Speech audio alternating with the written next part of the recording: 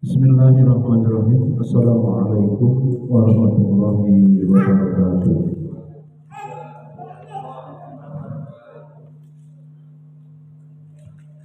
Alhamdulillah, wassalatu wassalamu ala rasulillah wa ala alihi wa sahbihi wa mawalah. La hawla wa la quwata illa billah. Rabbi israh li sadri wa yassir li amri wahlul 'uqdatam min lisani yafqahu qawli. Puji dan syukur senantiasa marilah kita panjatkan kehadirat Allah Subhanahu wa taala. Alhamdulillah pada kesempatan malam hari ini kembali kita dapat bermajelis ilmu yang pada kesempatan kali ini kita akan mengkaji kitab Minhajul Qasidin, pembahasan hakikat dunia dan mewaspadai fitnah daripada dunia. Fitnah dunia yang banyak orang tergelincir menyimpang hidupnya dari jalan yang hak. Salawat dan salam kita terus sanjung agungkan kepada junjungan kita Nabi Muhammad Sallallahu Alaihi Wasallam, keluarga beliau, para sahabat, tabi'ut tabi'in, dan kita semua umatnya yang istiqomah mengikuti jalan beliau ila yaumil qiyamah. Hadirin rahimakumullah, kita berada di dunia ini jangan sampai tidak memahami atau awam tentang dunia itu yang kita tinggali.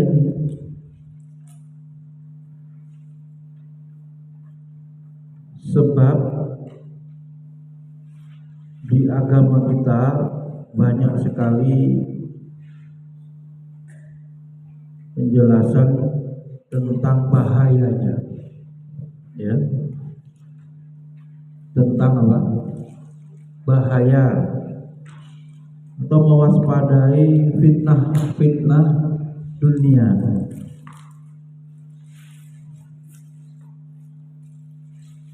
Benar saja manusia banyak yang terpedaya, banyak manusia yang terlena, bahkan hidupnya penuh dengan maksiat akibat terpedaya, penuh dengan dosa hari-harinya itu.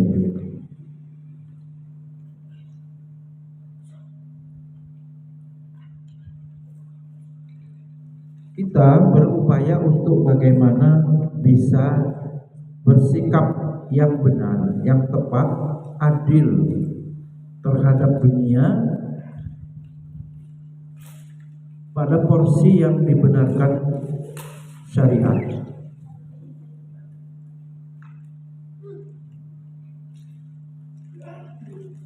Ibnu Qudamah beliau kemudian menguraikan dengan apik, indah, secara sistematis dan mendalam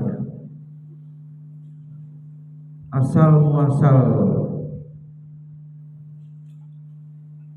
seluruh ini kesimpulan seluruh penyimpangan itu atau kekeliruan manusia itu disebabkan hubbud dunia. Ini sudah disimpulkan dulu, baru kemudian akan diuraikan.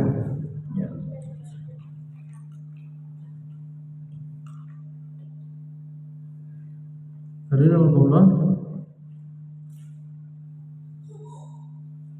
hasad.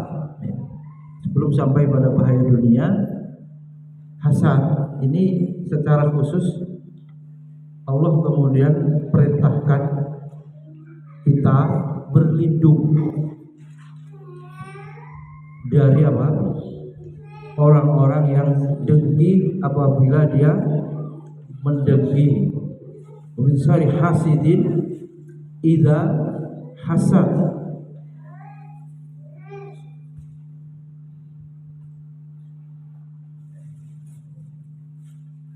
Manusia saling mendengki, bersaing, ya, berkompetisi pada urusan yang disukai hawa nafsu itu sama, ya. Karena punya apa? Keinginan yang sama.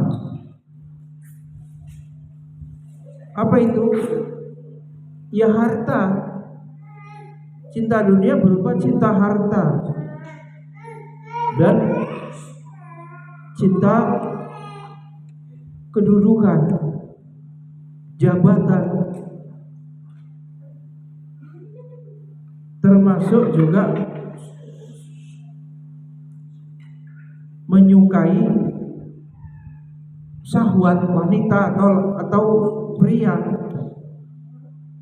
lawan jenis. Pada hal-hal yang kemudian manusia sama ingin memilikinya, inilah terjadi apa? Dengki itu. Terjadi apa? Kedengkian. Sebab keinginan manusia yang tak terbatas terhadap nikmat-nikmat tadi itu bisa menjadi nikmat jika tepat dan menjadi bala, ya, memperdayakan bila tidak benar dalam menyikapi, tidak tepat dalam meletakkan dunia dan seluruh isinya. Sebagai contoh, kita melihat orang yang alim atau berilmu, dia dengki kepada siapa?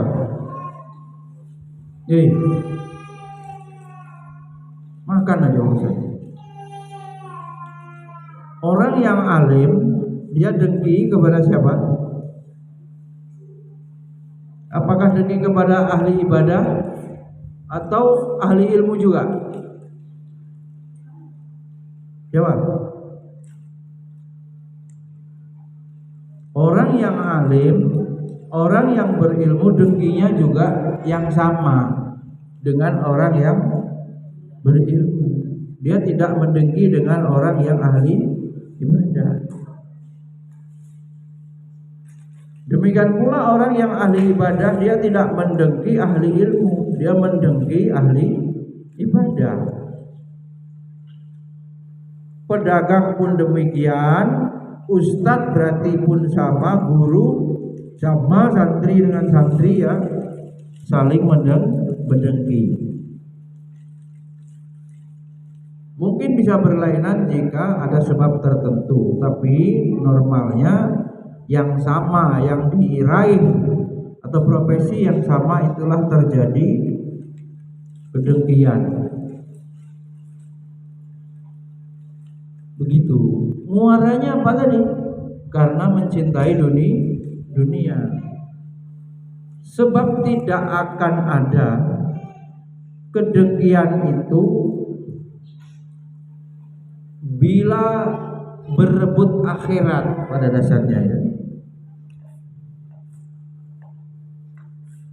Permusuhan, persaingan itu tidak terjadi, ya, pada urusan akhirat, ya, beda.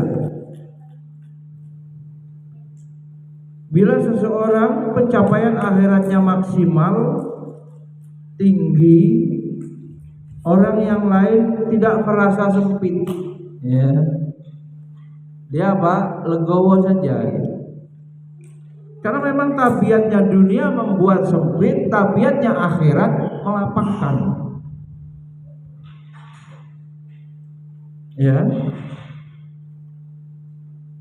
Jadi kalau sekolah yang satu muridnya banyak, yang satu sedikit, yang sedikit ini mendengki yang banyak, berarti di dalam hati pengelola atau gurunya itu bersaing untuk urusan dunia. Tidak mungkin dia kalau bersaing urusan akhirat, dia akan mendengki ya berisu. Dia pasti kalau pikirannya akhirat, di sana juga sekolah, di sana juga mendapatkan hidayah, ya, diajari ilmu.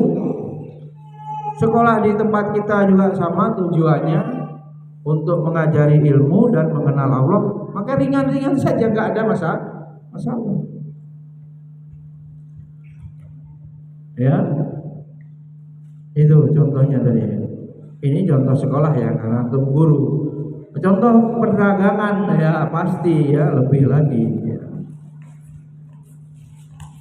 Dagangan toko A laris, toko B sepi, sudah. Dan seterusnya tabiat dunia menyempitkan orang yang memiliki dunia, kemudian hatinya akan didengki. Orang yang berhasil meraih dunia didengki oleh orang yang kalah, ya. Urusi, tulis loh. Selesai makan mainan. Kalau nggak ada tulisannya, nggak usah tidur di asrama, tidur masjid. Apa juga materi tadi?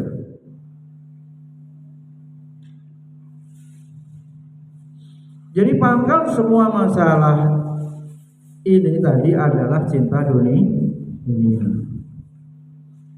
Dunia membuat sempit, adapun akhirat beda, melapangkan. Ya. Saya begini, lebih konkret lagi.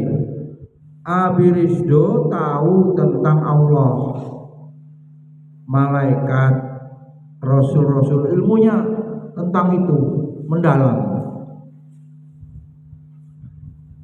Apakah Abi Adi atau Abah Dikinya langsung nyesek dadanya? Enggak akan. Dia saya kira-kira gitu. Ya, ini sudah terbukti. Tidak akan ada yang mendengki.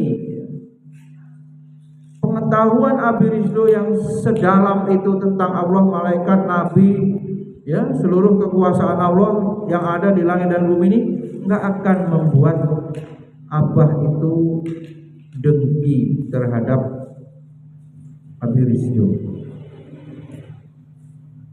Yang namanya makrifat tidak akan membuat orang yang arif merasa sesek padanya. Nggak akan. Ya. Bahkan jika ada satu pengetahuan bisa diketahui sekian banyak orang, maka dia akan merasa gembira. Banyak yang tahu itu senang. Ya, pernah nggak kebayang kalau yang alim yang ngerti halal haram, hukum-hukum itu sedikit. Dia tahu masyarakat ini jahiliyah, nggak ada yang serius menyiapkan anak-anaknya menjadi orang alim, maka jelas generasi ini akan jauh dari ulama, jauh dari ilmu. Ada satu orang atau dua orang, sedikit orang yang tahu, waduh ngeri ini. Kalau terus menerus seorang semakin jauh dari agama, semakin melanggar ya haram, yang haram-haram itu ya, kemaksiatan merajalela, dia akan berat rasanya, ya Allah. Sebab yang tahu itu bila tidak kemudian berdakwah, atau dia sudah berdakwah tidak mampu, berat. Yang memperbaiki 1-2 orang yang merusak ya puluhan ratusan. Jadi dia, waduh ya Allah berat. La haula wala quwata illa billah. Dia udah berdakwah berat. Maka kemudian datang orang yang seperti dirinya, keilmuannya, pemahamannya, semangat juangnya, gembira dia. Sebagai tidak akan mungkin dia akan mendengki. Hatinya bersih, senang, gembira. Banyak orang alim yang akan meringankan beban dakwah. Nah, begitu.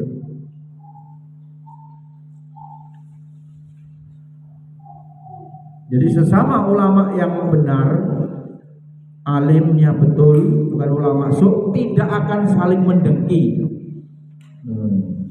Ya, tidak akan saling mendengki. Kenapa demikian? Tujuan mereka adalah mengetahui Allah, ngajak orang mengenal, mengetahui Allah, sama gitu.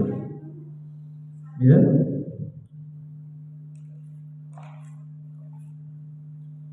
Tujuan mereka adalah kedudukan di sisi Allah. Dia berpikir siapa yang tinggi derajatnya di sisi Allah. Risau, pikirkan itu, nggak mikirkan bermusuh-musuhan, dengki-dengki itu nggak ada.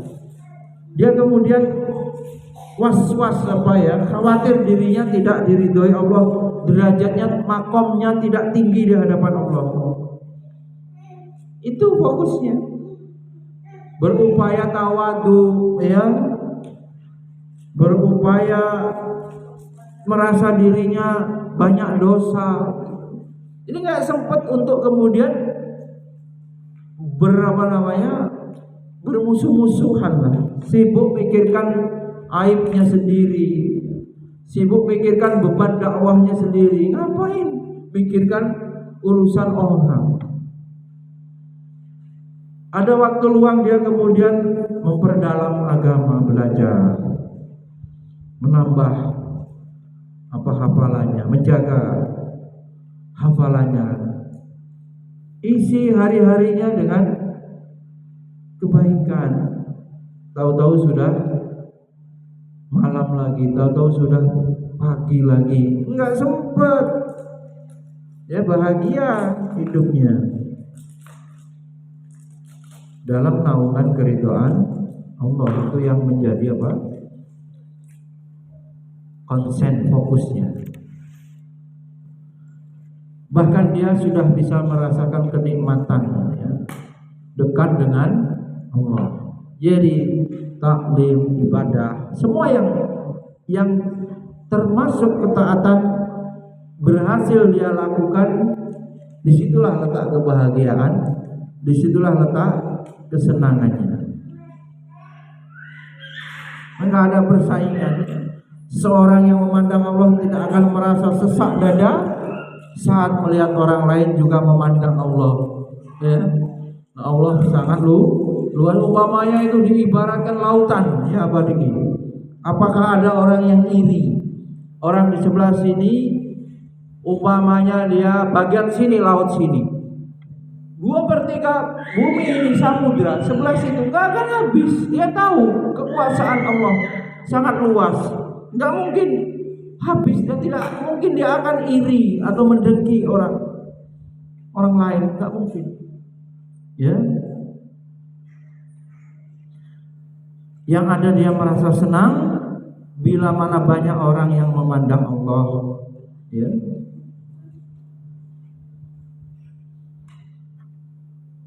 Yang terjadi pertikaian antara orang alim tadi, apa sebabnya? Kalau terjadi pertikaian antara guru dan guru, ustadz dan ustadz, ulama dan ulama, apa ini? Pasti di antara mereka berebut harta, pasti di antara mereka berebut kedudukan. Akhirnya membuat mereka berselisih, membuat mereka bermusuhan. Ya.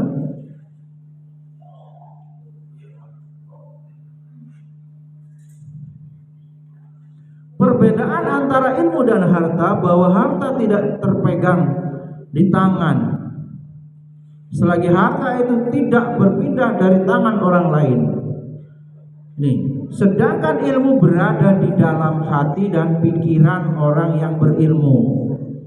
Ilmu ini bisa berada di dalam hati orang lain jika dia mengajarkannya, ya, tanpa mengurangi atau memindahkan apa yang ada di dalam hatinya dengan hingga habis. Nggak akan kurang. Guru mengajarkan ilmunya masih, muridnya jadi tahu, jadi pintar, tapi gurunya juga tidak kehilangan ilmu itu.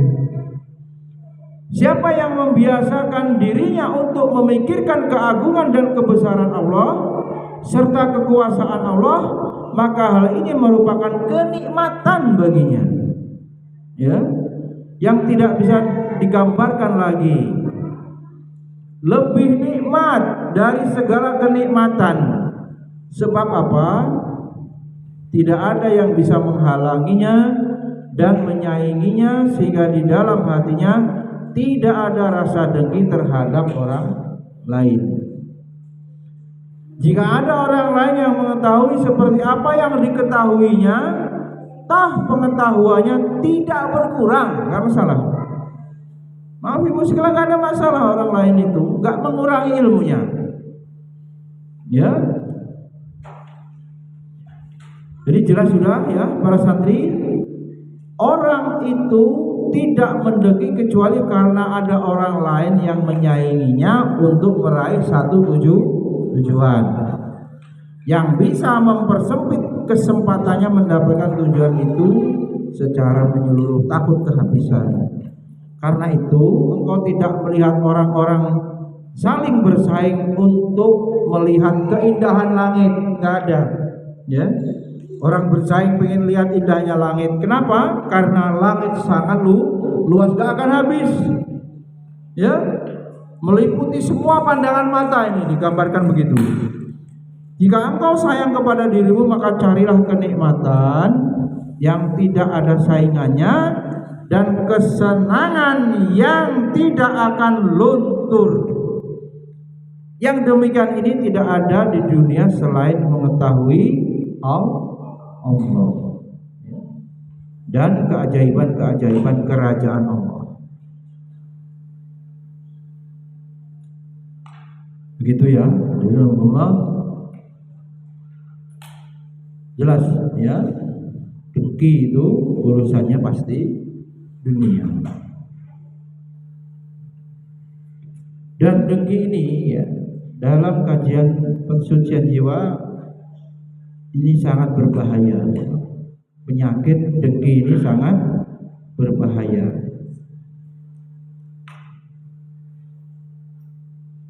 Kita harus betul-betul menghindari ya, sifat dengki ini. Agama terancam, dunia terancam, ya. Sementara orang yang didengki, ya, kalau kita mendengki orangnya nggak ada masalah, nggak akan membahayakan. Yang bahaya itu yang mendengki. Yang didengki nggak ada masalah, ya. Tidak berkurang harta orang yang kita dengki kalau kita dengki, ya. Tidak berkurang manfaat dari dia. Kita yang kemudian rugi, ya. Jadi Allah ringkasnya, orang yang didengki tidak akan mendapatkan bahaya apapun dalam kehidupan dunia ini, sekaligus agamanya nggak ada masalah, nggak ada bahayanya. Bahkan dia bisa mengambil manfaat dari dengki kita itu dalam urusan dunia dan agama. Sebab kenikmatan yang telah ditetapkan Allah bagi dirinya tetap menjadi miliknya. Nah, ini ketetapan Allah itu ya, nggak akan berpindah dengan pendengki itu. Hingga Allah tetapkan, ya, tentukan waktunya misalnya. Jadi tidak ada yang berbahaya.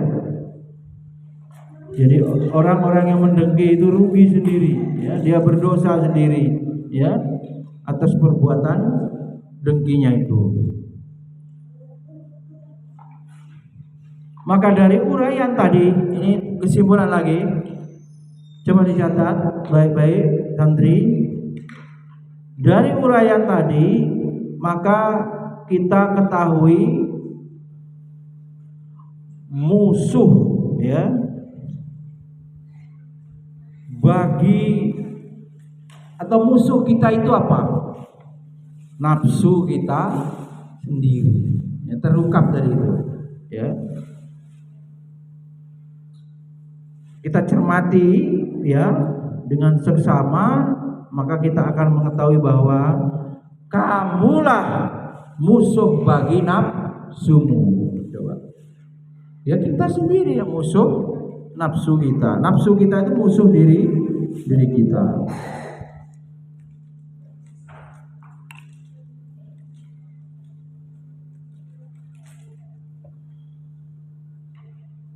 Alhamdulillah. Nafsu ya yang harus kita pahami betul ya, menjadi musuh diri kita, nafsu kita sendiri. Kemudian kita coba masuk ya kepada apa tadi judul besarnya? Bahaya apa? Fitnah dunia ya. Itu dari hasad tadi.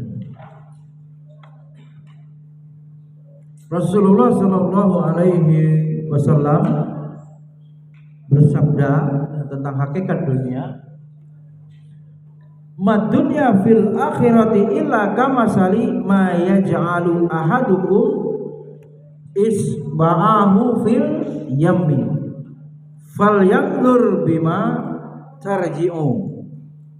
Rawahu Muslim. Hakikat dunia ya yang orang mengejarnya tadi, ini umpamanya ini laut ya. Ini umpamanya laut, kata Rasul, dunia dibandingkan akhirat itu tiada lain hanya seperti jika seorang di antara antum celupkan jaring ke lautan. Mau main laut, celupin. Ya. Kemudian lihat berapa tarik itu tangan ya yang menempel itu, itulah nilainya apa? Dunia itu. Berarti apa?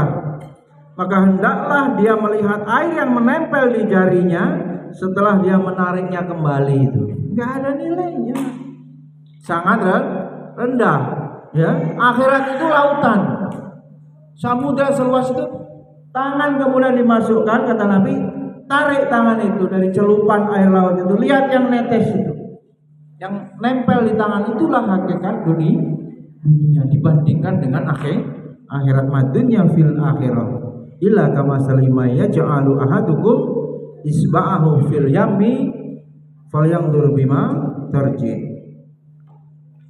Kemudian hakikat dunia yang orang berlomba-lomba ya sampai meninggalkan kewajiban ibadah kepada Allah untuk mengejar dunia.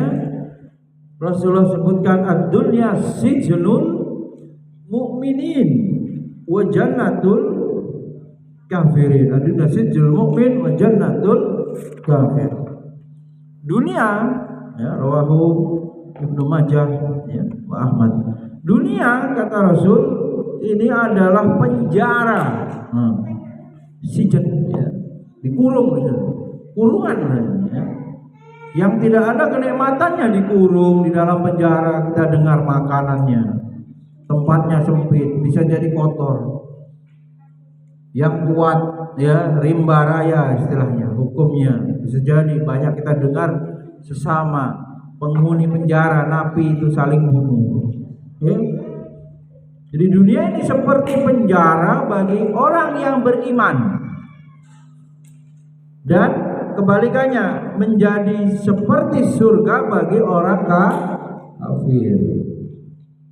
Kalau Islam merasakan dunia ini capek gitu ya, wajar gitu. Berarti mukmin. Kalau leha-leha terus, bersenang-senang terus, pengen hidup selama-lamanya karena pengen terus bermaksiat, ya berarti dia walaupun Islam dia memiliki atau hatinya seperti orang kafir. Dalam hal ini kalau mau dicontohkan untuk muhasabah, apakah Abi Rizdo sudah siap kembali menghadap Allah? Nah ini belum nikah katanya, belum gajian bulan ini ya, belum ada transferan DP nih, udah kerja 2 minggu belum bayar ya. Abi Adi apalagi itu, nggak punya nalangi tadi, udah pakai dasi kayak gantung diri di bawah jambu, ngapain coba? Pokoknya kalau nggak ada DP itu kayak orang gila baru ya. ODGJ baru, mungkin dengan nyaran karena nggak punya duit. Coba dong, jawabannya apa? Belum lah, belum nikah lah, belum ini. Ya, seraya kita bersemangat untuk beramal, bahkan mengumpulkan dunia, tetapi hati kita siap sewaktu-waktu apa? Allah Subhanahu wa taala memanggil kita. Ya. Allah Subhanahu wa taala mencabut nyawa kita, ajal kita telah sampai. Atau boleh disebut kerasan gak antum di dunia ini? Bukan karena kesempitan hidup materi gak syukur gitu ya, tapi aslinya ya bersyukur tapi gak kerasan, harusnya begitu. Beramal ya beramal, bekerja ya bekerja, tapi hati nurani yang paling dalam kemudian gak betah sini di sini. Betahnya pengen berjumpa Allah nantinya, kerinduan isak itu sampai tinggi ya, mahabbahnya itu. Dia ada di dunia ini kan karena patuh kepada Allah, disuruh hidup di muka bumi ini berbuat kebaikan, ya kan, di muka bumi ini sesuai dengan ketentuan syariat. Tapi hatinya boleh dia merindukan perjumpaan liqa arabi, faman kana yarju liqa arabi falyamal amalan sholihan. Dan banyak kemudian ulama menerangkan nikmat tertinggi, ya, nikmat paling besar, yang paling nikmat dari nikmat-nikmat yang ada di surga nanti, di akhirat nanti adalah nikmat memandang wajah Allah. Itu sebagai apa?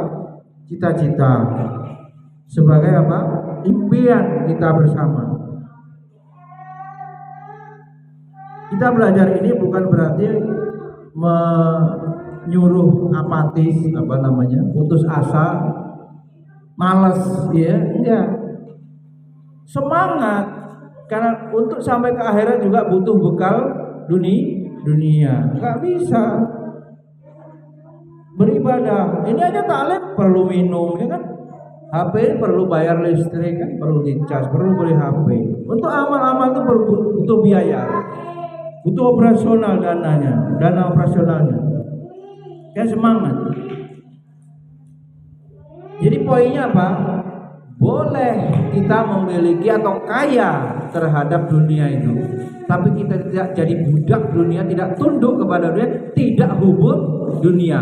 Dunia kita tundukkan untuk menggapai akhirat. Ini berat, karena kebanyakan kalau sudah dompetnya, transferannya sudah masuk, berubah pikirannya itu, enggak lagi ingat Allah, berubah.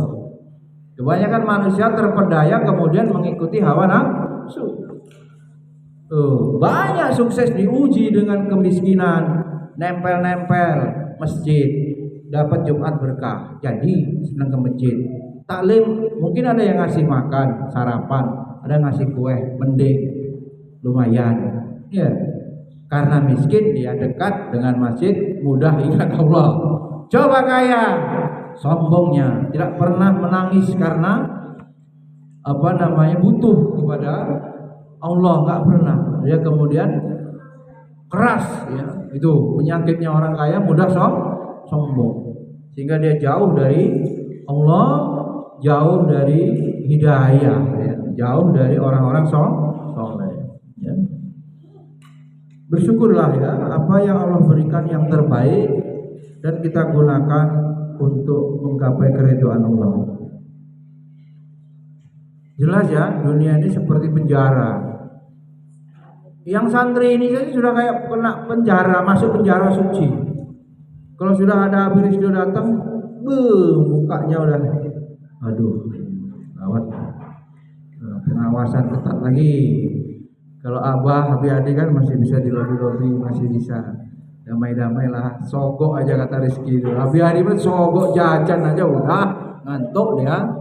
Malam bangun kita ribut. Nah abah adik itu sogok apa ini? Sogok uang hadiah lomba ini Lutfi. Menang rupanya Lutfi. Apa jurinya bener apa enggak Lutfi menang azan? Bener ya? Harusnya ada videonya bisa dibanding gitu kan. Juri second opinion apa pendapat kedua. Tunggu kalau sudah punya uang baru dibagi ya. Jangan bayangin hadiah Lutfi 50.000 satu orang. Satu sekolahan bisa 1 juta lebih. Ya kan harus dibagi bareng kan begitu ya. Gitu ya Lutfi. Saya juga ya menang ya. Tuh, ya. Baik, dilanjutkan. Bismillah. Andaikan dunia kata Rasul di sisi Allah setara dengan separuh sayap nyamuk, ya, seekor sayap nyamuk,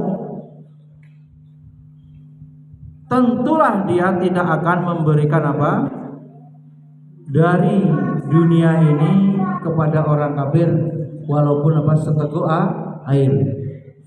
Nih seteguk air ini kalau sekiranya dunia itu berharganya ya, sama dengan sebelah sayap nyamuk itu, ternyata tidak, artinya lebih rendah dari sayap nyamuk. Makanya Allah memberikan nikmat kepada orang kafir karena nggak ada guna-gunanya.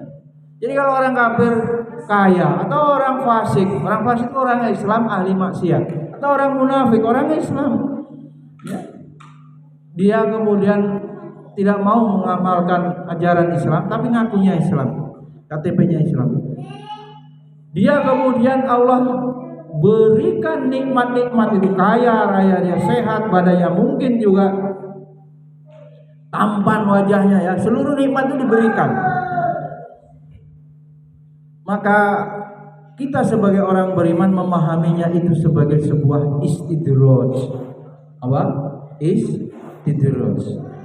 Dilulu, ya, sok, dijojong supaya nanti di akhirat akan disiksa dengan siksaan yang sekeras-kerasnya, seberat-beratnya. Innallaha syadidul iqab. Hukuman Allah amat keras. Begitu. Maka kita tidak perlu iri, ya. Dan itu hasad tadi itu ada pembagian gitu yang sudah Allah tetapkan. Kalau abi-adi ini dengan rezeki orang lain, mengapa kalau orang itu meninggal tidak pengen meninggal sama dengan orang yang meninggal itu? Rizki dan ajal sama pemberian dari Allah. Maka siapa yang iri terhadap harta yang Allah bagikan? Nah, ini harta itu apa? Kata kunci keywordnya apa Fikri? Harta itu anugerah. Kalau ilmu ini apa kata kuncinya? Kemuliaan. Di mana kemuliaan itu? Di sisi Allah. Orang di dunia ini belum tentu memuliakan orang berilmu. Kenapa? Ya karena dia jahil.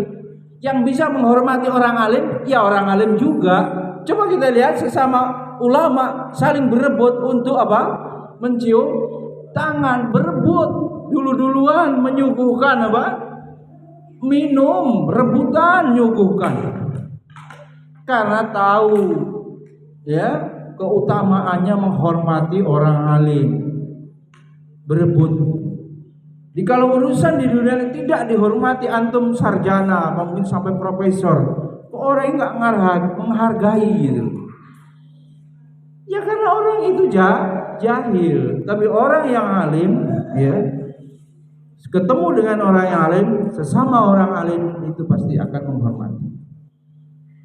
Lantaran apa? Ilmu sebetulnya yang dihormati, karena ilmu itu yang dihormati ada pada orang yang memilikinya. Orang yang memilikinya terikut terbawa dihormati. Itu khidmah ya kepada ulama. Kemudian ad-dunya mal'unun, terkutuk, terlaknat ya.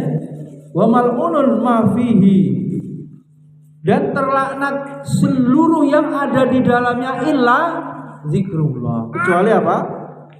Zikir kepada atau ingat kepada Allah. Orang-orang yang senantiasa ingat kepada Allah ya. Hakikat dunia seperti itu. Ma ahabba dunya adarru bi akhiratihi wa man ahabbal akhiratahu adarru bi dunyahu. Barang siapa mencintai dunia akan menimbulkan mudarat terhadap akhiratnya. Camkan ini santri, hadis Nabi, man ahabba dunyahu adarru bi akhiratihi. Siapa yang mencintai dunia ini akan menimbulkan bahaya, keburukan, mudarat akhiratnya. Wa man ahabba akhiratahu adarru bidunyahu. Dan siapa mencintai akhiratnya akan menimbulkan mudarat terhadap dunianya. Enggak apa-apa. Fa asiru ma yabqa ala ma yafna. Maka hendaklah antum semuanya lebih mementingkan yang kekal, yaitu akhirat, daripada yang fana, yaitu dunia. Rawahu Ahmad. Alhamdulillah, tidak ada ya pilihan lain kecuali kita menjadi anak akhirat, mengutamakan akhirat ketimbang dunia. Dunia itu kita letakkan ya setelah akhirat, pasti dia akan mengikuti, karena itu bagian daripada jaminan Allah kepada setiap hambanya ya. Apalagi yang suka mengaji itu tadi ada kuat ya, dawuh guru ya, siapa? Kiai Haji Nurul Jazuli ya, Nurul Jazuli ya. Orang kok seneng ngaji itu ya taklim, belajar, itu rezekinya akan mengalir atau datang terus. Ini kalau nggak taklim mana saya akan kasih? Itu sebagai contoh itu. Mana biar itu keliling masih ada yang isi kota amal itu. Kalau nggak, kita bagian daripada orang-orang yang menyebarkan ilmu. Jangan salah biar itu, ya. Atau tidak ada, atau adanya transparan itu karena ada ini begitu. Wah gitu, jangan dianggap remeh tuh kemudian taklimnya asal ya, nggak serius gitu ya, bangkunya asal. Wah nggak bisa. Kita bagaimana kemudian menjadi orang yang menyebarkan ilmu sungguh-sungguh di muka bumi ini ya. Orang-orang yang ngidup, ngurip-nguripi agama gitu kan, Jawanya bang, hidupkan agama Kristus ya. Ya karena antum sendiri meremehkan misalnya, oh sedikit nggak serius ya, atau kalau ustadz lokal itu nggak menarik ya doya. Kalau ustadznya nasional internasional baru, Buya Yahya marah betul tuh kepada jamaah yang tidak menghargai guru kampung, kiai kampung, ustadz di masjidnya itu, malah lebih menghormati beliau ya, Buya Yahya yang jauh atau ustadz yang viral. Tuh. Marah betul beliau ya, tidak boleh ya. Alhamdulillah.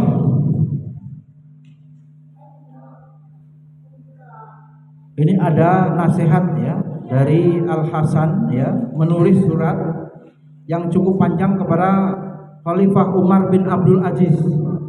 Ya, Abi Aziz. Berisi celaan terhadap dunia.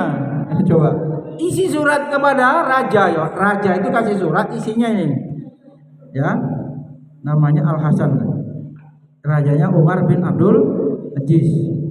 Isi suratnya, sesungguhnya dunia ia merupakan tempat tinggal yang akan binasa dan bukan tempat tinggal yang kekal.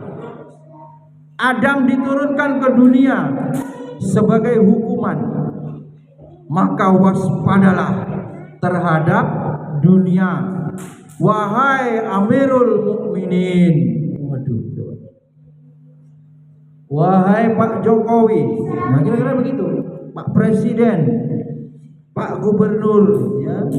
Adam diturunkan ke dunia sebagai hukuman, ya.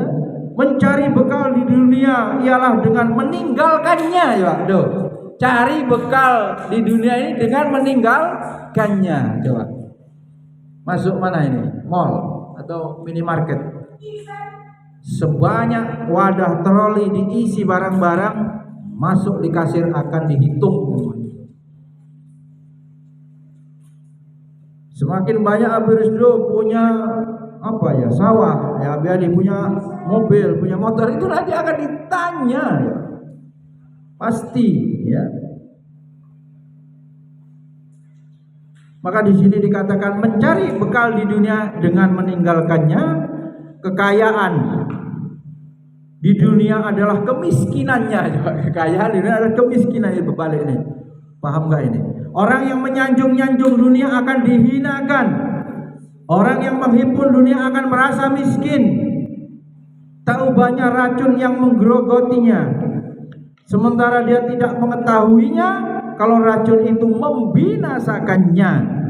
Waspadailah tempat tinggal yang melalaikan, memperdayai dan menipu ini. Terimalah dengan senang hati apa yang ada, ini takdir, apa yang Allah berikan, terima dengan senang hati. Waspadailah apa yang belum ada, jangan sampai bekerja ingin memiliki harta yang banyak tetapi tidak memperhatikan halal haram, ya, cara bekerja yang bertentangan dengan agama. Kemudian dunia ini kesenangan karena dunia diliputi dengan kesedihan. Kesenangan karena dunia diliputi dengan kesedihan. Barisan-barisannya diliputi dengan kotoran. Andaikan Khalik tidak menyampaikan suatu kabar tentang dunia ini dan tidak memberikan perumpamaan tentangnya, tentulah orang yang tidur pun akan langsung bangkit dan orang yang lalai akan tersadar. Tapi bagaimana itu akan terjadi sementara dari Allah ada ancaman dan peringatan. Dunia ini di sisi Allah sama sekali tidak memiliki arti atau nilai apa-apa. Allah tidak melihat kepadanya sejak pertama kali Allah menciptakan dunia ini. Dan tidak ada di dalam Al-Quran tambahnya dan hadis. Silakan antum cari pujian Allah, pujian Rasul terhadap dunia. Enggak pernah. Ya, yang itu tadi sudah kita bahas dari hadis-hadis, belum dari ayat. Ya, ayat apa nih? Ada yang ingat? Inna dunya apa? La'ibun walahun. Permainan, ya, yang melanaikan, mataul ghurur, artinya kesenangan yang menipu, ya, semua mencela dunia. Oleh karena itu para santri kita bermohon kepada Allah, berlindung kepada Allah. Allahumma inni a'udzubika min fitnati dunya. Ya Allah, aku berlindung kepadamu dari fitnah dunia. Juga berikutnya fitnati nisa dan fitnah perempuan. Mudah-mudahan bermanfaat. Subhanakallahumma wa bihamdika, la ilaha illa anta, astaghfiruka wa atubu ilaik. Assalamualaikum warahmatullahi wabarakatuh.